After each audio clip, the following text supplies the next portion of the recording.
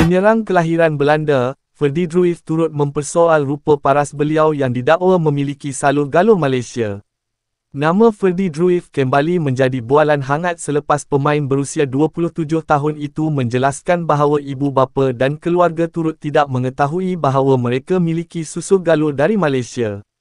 Menerusi sesi wawancara itu juga, Druijff mengakui berasa terkejut apabila dikaitkan dengan Malaysia oleh salah satu laman Instagram sehingga akaun peribadi beliau menerima sejumlah pengikut yang ramai.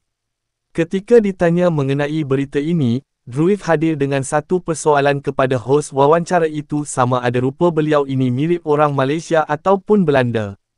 Adakah kamu melihat saya seperti orang Malaysia atau Belanda? Soal Druijff sambil berseloroh kepada hos-hos wawancara itu. Soalan Druijff itu mengundang gelak tawa hos ketika itu sebelum bekas pemain PEC Zwolle itu membuka cerita mengenai ujian DNA yang dilakukan untuk mengetahui kebenaran mengenai status beliau. Terdahulu, Druijff antara nama yang disebut berpotensi untuk memperkuat barisan pemain Harimau Malaya selaku tonggak warisan menjelang aksi kelayakan Piala Asia 2027 pada Mac ini.